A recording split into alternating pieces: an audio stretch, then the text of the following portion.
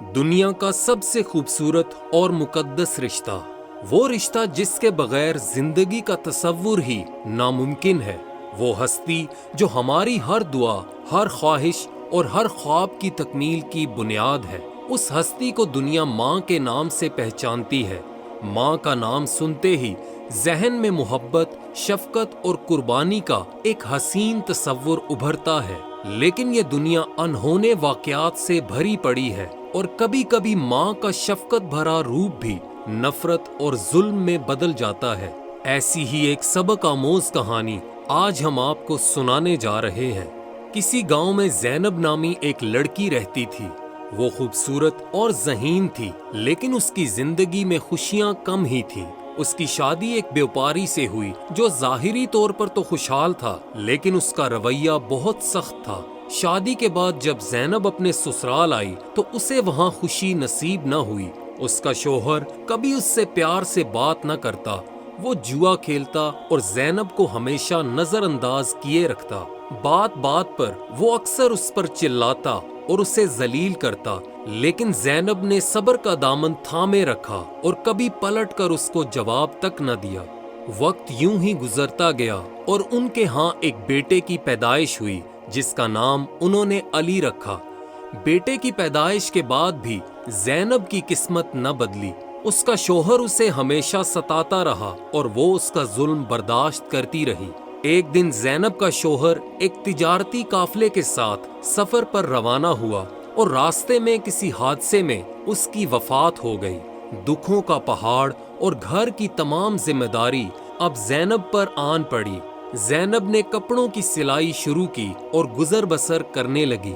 شادی کے بعد کے تمام واقعات کا زینب پر یہ اثر ہوا کہ اس کے دل میں جو نرمی اور شفقت تھی وہ جاتی رہی۔ وہ اپنی ہر بات کا غصہ اپنے بیٹے پر نکالنے لگی۔ علی ابھی بہت چھوٹا تھا اور بچپن ہی سے زینب نے علی کے ساتھ سخت رویہ اپنائے رکھا۔ وہ اسے معمولی باتوں پر مارتی، اسے بھوکا رکھتی اور اس معصوم سے اس کا بچپن چھین لیا۔ علی کے چہرے پر ہمیشہ ایک اداسی رہتی، لیکن وہ کبھی اپنی ماں کے خلاف نہ بولتا۔ وہ ہر سختی کو خاموشی سے سہتا رہا، یہ سوچ کر کہ شاید یہی اس کی تقدیر ہے۔ زینب کو گاؤں والے اب ظالم ماں کہنے لگے، کیونکہ اس کی سختی اور ظلم کی کہانیاں ہر کسی کی زبان پر تھیں۔ وقت گزرتا گیا اور علی جوان ہو گیا۔ وہ ایک نرم دل، با ادب اور محنتی نوجوان تھا۔ وہ دن بھر کھیتوں میں کام کرتا اور شام کو جب تھکا ہارا گھر لوٹتا تو اس کی ماں اس کو برا بھلا کہتی اور اسے تانے دیتی۔ زینب کا رویہ علی کے دل کو چھلنی کرتا، لیکن وہ ہمیشہ خاموش رہتا۔ جب علی کی شادی ہوئی تو زینب نے اس کی بیوی کو بھی ظلم کا نشانہ بنانا شروع کر دیا۔ وہ ہر وقت اپنی بہو پر الزام لگاتی، اسے کم عقل اور ناکام کہتی۔ وہ بہو کے کھانا پکانے اور گھر داری میں غلطیاں نکالتی اور اسے ذلیل کرتی۔ ایک دن زینب نے علی کی بیوی سے کہا، تم میرے بیٹے اور اس گھر کے لائق نہیں ہو۔ تمہاری نحوست کی وجہ سے ہم ہمیشہ پریشان رہتے ہیں۔ اب میں تمہیں اس گھر میں مزید برداشت نہیں کر سکتی۔ چنانچہ اس نے اپنے بیٹے پر دباؤ ڈالنا شروع کیا کہ وہ اپنی بیوی کو طلاق دے۔ علی نے اپنی ماں کی اس بات کو ہمیشہ ٹالا، لیکن آخرکار وہ مجبور ہو کر اپنی بیوی کے پاس گیا۔ علی کی بیوی نے آنسو بہاتے ہوئے کہا، میں ہر ممکن کوشش کرتی ہوں کہ آپ کی ماں کو خوش رکھ سکوں، ان کی ہر طرح خدمت کرتی ہوں، لیکن انہوں نے کبھی مجھے قبول ہی نہیں کیا۔ علی نے اپنی بیوی سے کہا، میں بنا قصور کے تمہیں کیسے طلاق دے سکتا ہوں؟ بہتر ہے تم اپنے ماں باپ کے گھر چلی جاؤ تاکہ میں تم پر یہ ظلم نہ کروں۔ چنانچہ اس کی بیوی نے ایسا ہی کیا اور اپنا سامان باندھ کر اپنے والدین کے گھر چلی گئی۔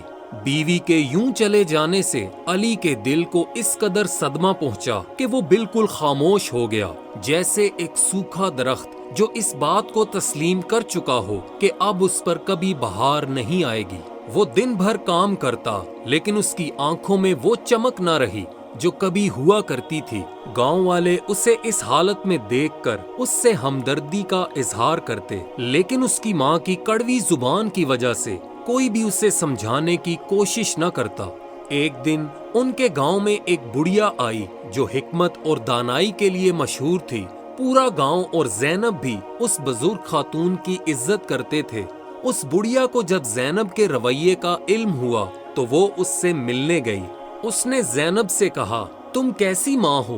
क्या तुम जानती हो कि सारा गांव तुम्हें बुरा भला कहता है? क्या तुम्हें खुदा से डर नहीं लगता? तुम न सिर्फ अपने बेटे के साथ बुरा सलूक करती हो बल्कि उसकी बीवी को भी घर से निकलवा दिया। क्या तुम्हें एहसास है कि तुम्हारा बेटा तुम्हारी कितनी इज्जत करता है? मगर ज़ैनब पर बुढ़िया की इन बातों का कोई असर ना हुआ।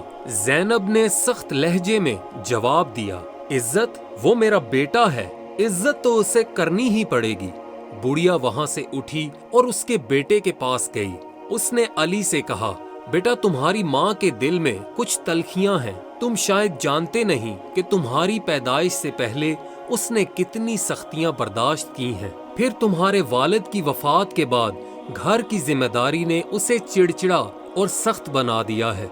मैं तुम्हें यही कहूंगी कि तुम सब्र करो और अपनी माँ के लिए दुआ करो। अल्लाह एक दिन तुम्हारे सब्र का बदला तुम्हें जरूर देगा। अली ने बिल्कुल वैसा ही किया जैसा उस बुजुर्ग औरत ने उससे कहा था, लेकिन वो जितना अपनी माँ को खुश रखने की कोशिश करता, उसकी माँ का रवैया मजीद नफरत में बदलने लगा। इसी रवैये की वजह से गांव वाले अब ज़ैनब से कतराने लगे। यहाँ तक कि ज़ैनब के जुल्म के किस्से हाकिम वक्त के दरबार तक पहुँच गए। हाकिम को जब तमाम वाकयात के बारे में मालूम हुआ तो वो बहुत हैरान था और ज़ैनब को दरबार में तलब किया। हाकिम के बुलावे का सुनकर ज़ैनब घबराने लगी और जब वो दरबार में पहुंची तो हाकिम ने उससे कहा, ऐ खातून, मैंने तुम्हारे बारे में बहुत कुछ सुना है। तुम कैसी माँ हो? माँ को तो औलाद के लिए रहमत कहा जाता है, लेकिन तुम्हारा रवैया तो इसके बिल्कुल बरक्स है। क्या तुम जानती हो कि एक माँ का जुल्म औलाद के दिल को कैसे जख्मी करता है और इसके नताइज क्या हो सकते हैं? वो खामोश खड़ी सब बातें सुन रही थी। फिर हाकिम कहने लगा, एक हाकिम अपनी रियासत के लिए माँ की तरह होता है और रियाया उसकी औलाद होती है। अगर एक बादशाह या हाकिम अपनी रियाया पर जुल्म करे तो इब्तदा में तो लोग बर्दाश्त करते हैं, लेकिन जुल्म जब हद से बढ़ जाए तो लोग बगावत पर उतर आते हैं। अगर ऐसा हो जाए तो बादशाह क्या और उसकी बादशाहत क्या, सब कुछ मिट जाता है। तुम्हारा बेटा फर्मा बरदार है।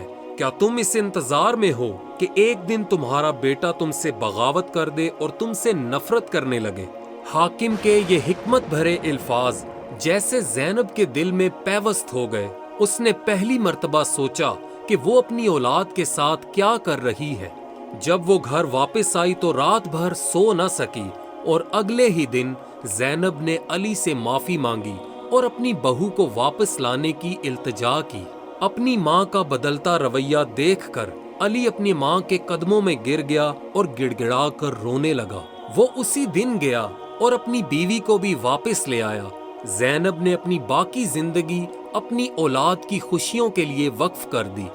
दोस्तों, ये कहानी हमें सिखाती है कि जुल्म का नतीजा हमेशा तबाही होता है। कुछ लोग अपनी बुज़दिली की वजह से जुल्म बर्दाश्त करते हैं। कुछ लोग ऐसे होते हैं जो हिकमत के तहत और कुछ लिहाज के तहत जुल्म को बर्दाश्त करते हैं, लेकिन जब जुल्म हद से बढ़ जाए तो कमजोर से कमजोर भी उठ खड़ा होता है। दोस्तों, मोहब्बत, शफकत और इंसाफ ही वो रास्ते हैं जो दिलों को जोड़ सकते हैं और एक घर और मुल्क को बेहतर बना सकते हैं।